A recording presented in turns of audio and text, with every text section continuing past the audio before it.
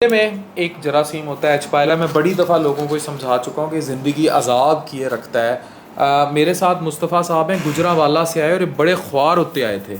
तो आपको अलामात क्या आती थी इस एच पायलोराई की वजह से? ज़रा दिखाओ, ये बात करते रहेंगे।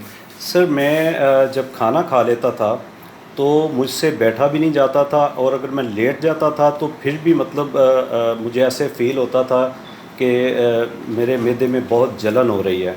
ठीक है सर। और मेरा पेट ऐसे हार्ड रहता था। अल्हम्दुलिल्लाह 7 जुलाई को मैं आपके पास आया था और आपकी मेडिसन और आपने जो मेरा टेस्ट किया उसके बाद सर मैंने रेगुलर एक्सरसाइज शुरू की और डाइट शुरू की। तो अल्हम्दुलिल्लाह मैं मतलब पहले से बहुत ज़्यादा अच्छा फ़ील कर रहा हूँ। उसके साथ मैंने सर मतलब 5 केजी वेट भी लॉस किया है अच्छा, अल्हम्दुलिल्लाह। गुड। जी सर। तो मैं इंशाल्लाह और सर इसको नीचे लेके जाऊँगा। आप पहले आए थे, आपका वज़न ज़्यादा था, आप कम हो गए। 86 था सर। आप बेहतर हो आप गए। बेहतर हो गया सर। सही। और मैं माशाल्लाह अल्हम्दुलिल्लाह सर नींद भी बहुत अच्छी मुझे आ रही है। रात में सोता था तो सोने के टाइम पे अच्छी नींद नहीं आती थी, फिर रात में जाग मतलब उठ जाता था मैं। अच्छा, मैं आपको मज़े की बात बताऊं, जी ये जो सर। एच पायलोराई का जरासीम होता है ना, ये एंटीबॉडी बना देता है बॉडी में और सारी ज़िंदगी पॉजिटिव रहती है। लकीली इनकी एंटीबॉडी वो नहीं है, लेकिन इनके सिम्टम बड़े परसिस्ट थे। मैंने इन्हें कहा कि आप एक दफ़ा अपर जीआई एंडोस्कोपी कराएं, हम गोश्त के टुकड़े लेकर भेजते हैं और उसमें चेक करते हैं। जब इनके हमने गोश्त के टुकड़े लेकर भेजे ना, तो ये वीडियो आपकी इजाज़त से बनाई जा रही है, ऐसे ही ना? जी सर। जब ये हमने टुकड़े लेकर भेजे तो ये देखें कि इनको ये मॉडरेट एच पायलोराई की एक्टिविटी आ गई। ठीक है, अच्छा खासा मैदा सूजा हुआ आ गया। तो जब हमने आगा खान से ये कराए तो ये आगे, और इन्होंने हमसे फिर व्हाट्सएप पे ही ऑनलाइन पूछा। तो जो हमारे पास यहाँ पेशेंट हो जाता है और ऐसे किसी की रिपोर्ट का फॉलो अप हो, हम वैसे तो ऑनलाइन नहीं देखते ना, हम देख पाते हैं। अभी भी इतवार का दिन है, इतना रश है, लेकिन हम उस पर टीम रखी हुई है। तो उन्होंने मुझे आके दिखाया, तो हमने इनको 14 दिन का वो कोर्स दिया, वो मर गया और अब इनकी ज़िंदगी सफल है। कितना कुछ चेंज आया लाइफ में। मैं सर तकरीबन 85% चेंज आ गया मेरी लाइफ में अल्हम्दुलिल्लाह। ज़िंदगी सुखी हो गई है। सुखी हो गई है सर। और मैं इंशाल्लाह रेगुलर एक्सरसाइज करते रहेंगे। जी रेगुलर एक्सरसाइज और डाइट का मैंने सर पूरा ख्याल रखा है। सुबह के टाइम मैं नाश्ते में वो जौ का दलिया वेरी गुड। और एक फल। और ठीक गुड ठीक है गुड। सर। उसके बाद 2 घंटे बाद कोई फल या आधा ग्लास जूस। ज़बरदस्त। ठीक है सर। और फिर दोपहर में 12-1-2 बजे एक हल्का सा फुल्का वो सालन के साथ सर लेता हूँ। ठीक है। और चीनी बिल्कुल मैंने छोड़ दी है।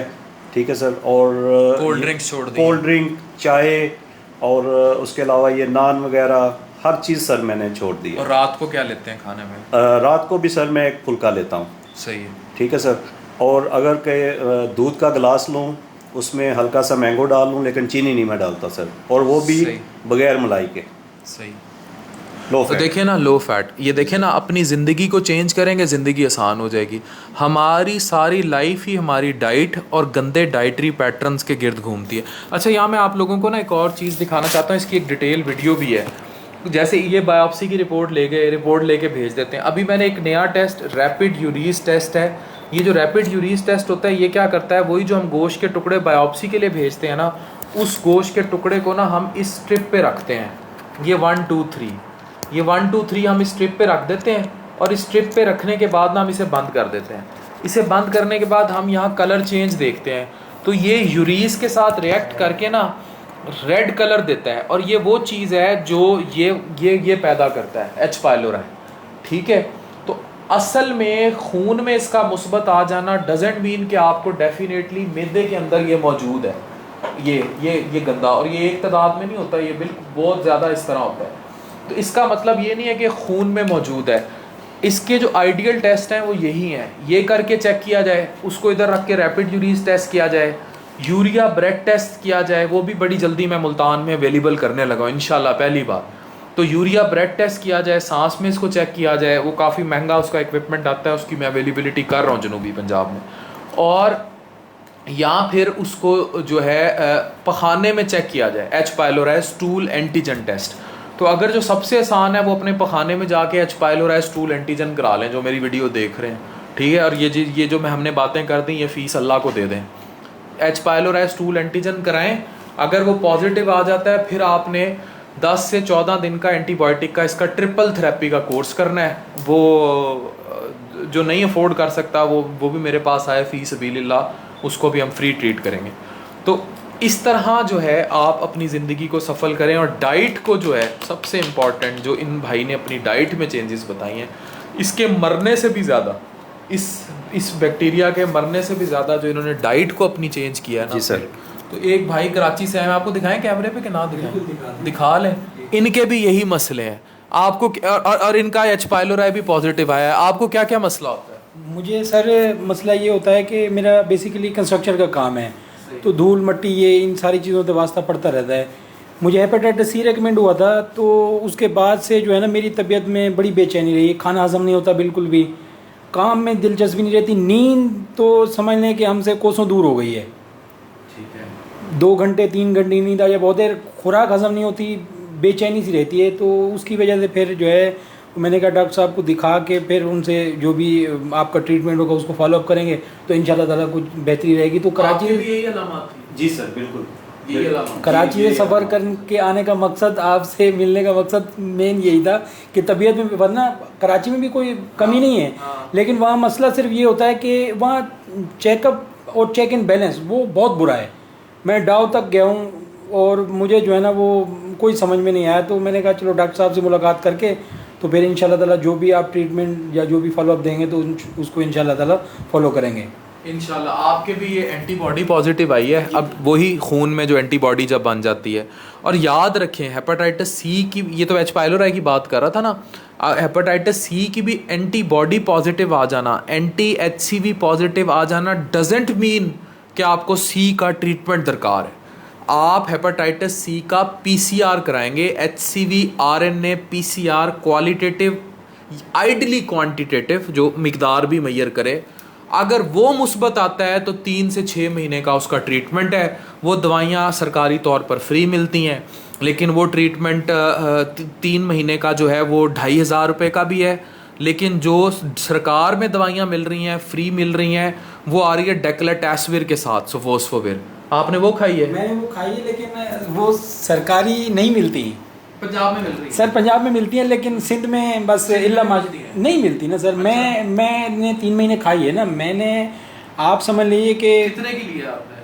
तकरीबन 8000 रुपये की 1 महीने की पड़ती है। वो वेलपटासविर है, वो मैं आपको बताता हूँ। एब्रीवा जो जी एब्रीवा प्लस जो थी, और वेलपटासविर है, वो लेटेस्ट गाइडलाइन जी जी। तो वो हम आपको वो दवाई भी पंजाब में 4500 की लेके देंगे बस वो। और मेरे पास कंपनियों के कार्ड है, वो दवाई मैं फ्री भी, मतलब जो जी। क्योंकि जिन डॉक्टर्स की प्रैक्टिस अच्छी होने कंपनियां बहुत ज्यादा फ्री वैसे तो वहाँ पे भी ये रिकमेंडेड होता है कि जी फ्री में है, लेकिन फ्री में आपके अगर ताल्लुकात हैं, सोर्स हैं, फिर तो ठीक है मिल जाते हैं, वरना नॉर्मली आम बंदा नहीं। मैंने सिंध में बड़ा अच्छा काम किया है सर। मैंने गंबड़ में ट्राई किया था, लेकिन गंबड़ में आपसे मुलाकात तो हो नहीं पाई, तो इसलिए आप यहाँ आ गए तो मुझे यहाँ आना पड़ा। लेकिन सिंध गवर्नमेंट ने बहुत कुछ किया है सर। मैं गवर्नमेंट की बात नहीं कर रहा, ये जो नीचे लॉयर ऑफिशियल होते हैं उनका काम है ना प्रोवाइडेड करना। आप CM तो नहीं बोलेगा ना कि आप फी मरीज को दवाएं उठा के दें। ये तो नीचे जो मैनेजमेंट होती है उसका काम है ना। मैनेजमेंट का क्या काम होता है, वही दवाएं वो अपने हिसाब से देते हैं, उनको तो कुछ नहीं कह सकते। गवर्नमेंट का तो इसमें फॉलो नहीं है। मेन मसला जो होता है वो तो नीचे जो मैनेजमेंट है। सही। पंजाब में चेक इन बैलेंस है, अगर ज़्यादा सख्ती है तो यहाँ भी मिल जाता है। सिंध में चेक इन बैलेंस उस तरीके का नहीं है। ऐसे ही आप मुझे अभी विचारों से मार पड़वाएंगे 14 अगस्त वाले दिन।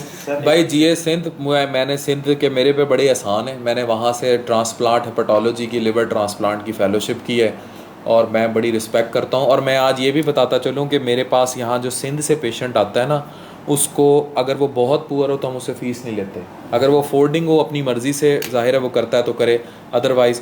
अच्छा, अब पंजाब में ना सफोस और डेक्लाटैसविर के नाम से, सफोसोविर और डेक्लाटैसविर फ्री है, वो 2500 रुपये की है। लेकिन अगर आप गाइडलाइंस पढ़ें लेटेस्ट ईज़ल की या कोई भी, तो उसमें डेक्लाटैसविर नाम का सॉल्ट आउट हो चुका हुआ है। लेकिन क्योंकि वो वायरस मारता है और सस्ता है, इसलिए वो सरकारी तौर पर फ्री दिया जा रहा है और उसे दिया भी जाना चाहिए। जो जदीद रिसर्च है, ये मैं लोगों के एजुकेशन के लिए बात कर रहा हूँ, वो अब बात कर रही है सफोस और वेलपटासविर पे, जो आप खा के आए हैं। तो वो जिस गोली की कीमत आप 8000 कोट कर रहे हैं ना, वो मैंने मुल्तान में अपने गरीब मरीज़ों के लिए मुआहिदा किया हुआ है उसी कंपनी के साथ, वो हम 4500 में दिलवाते हैं। जो मेरा मरीज़ 8000 की दवाई यहाँ से लेता है, वो सबसे महंगी कंपनी की लेता है, सबसे महंगी कंपनी की, जो कि वो मैं अब कंपनी का नाम कोट नहीं कर रहा, वो डिपेंड करता है बंदे टू बंदे है ना। जैसे अब किसी के पास ऑल्टो है, किसी के पास एल्सविन है, किसी के पास सिटी है, किसी के पास सिविक है, सफ़र सारे कर रहे हैं। इसी तरह गाड़ियों की भी ब्रांड उसका इनकी भी ब्रांडिंग का फ़र्क है, इसमें लाख रुपए तक भी हैं फिर। और जब ये नई नई आई थी तो ये 32,000 की थी और ब्लैक होती थी, इवन ये जो आप 2,500 वाली, अब तो अब एक और ड्रग जो हुकूमत को सुन लेना चाहिए और हेपेटाइटिस सी के लिए इंपोर्ट कर लेनी चाहिए, उसका नाम है वोसुवी, वोक्सिलाप्रेविर, सोवोस्फोविर एंड वेलपटासविर का कॉम्बिनेशन। ऐसे लोग जो रिलैप्सर हों, नॉन रिस्पॉन्डर हों, जिनका हेपेटाइटिस सी रिस्पॉन्ड ही ना कर रहा हो, उनके लिए वो ड्रग ड्रैप को इंपोर्ट करनी चाहिए। वो ड्रग 1 लाख रुपए महीने तक मिल रही है, जबकि उसकी असल कॉस्ट 5-6 हज़ार रुपये महीने से ज़्यादा नहीं है। वो लोग जिनका हेपेटाइटिस सी रेजिस्टेंट हो जाए और मरे ना, उन लोगों के लिए उस दवाई को इस मुल्क में इंपोर्ट करना होगा।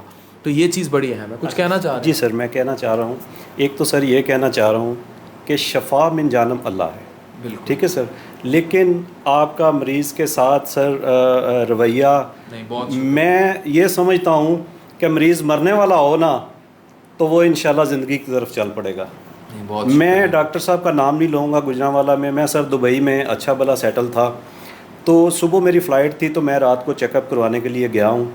तो मैंने सर इतनी सी सर बात पूछ ली उनसे कि सर कोई परेशानी वाली बात तो नहीं है, तो उन्होंने मुझे ये बता दिया कि खुदा न खास्ता हो सकता है तो मर जाओ।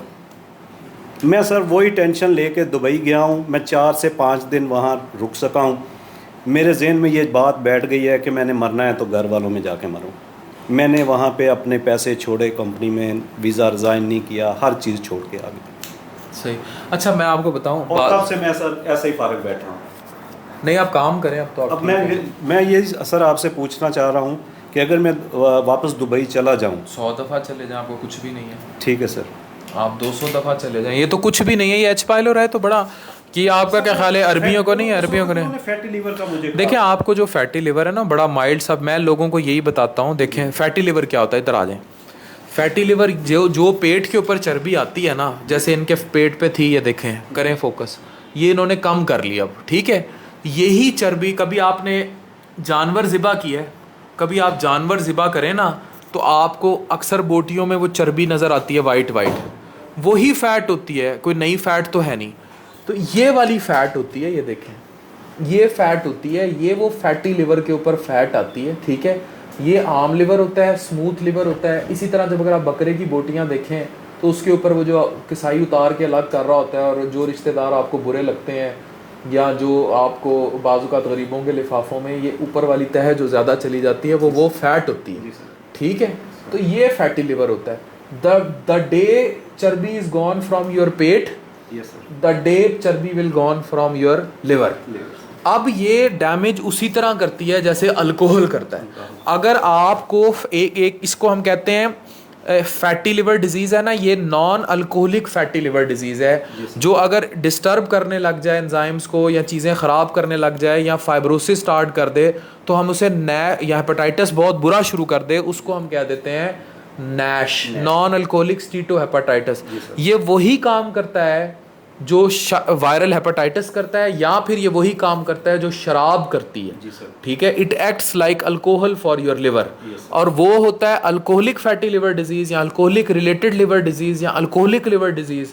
ये जो है फैट आ जाता है तो इसको हम फैटी लिवर डिजीज़ कह देते हैं, नॉन अल्कोहलिक यानी कि नेफल्ड। तो आपको ग्रेड 2 का नेफल्ड है।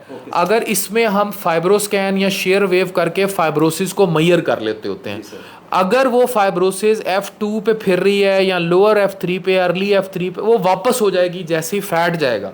जैसी तरह जैसे शराब बंदा पीना बंद कर दे।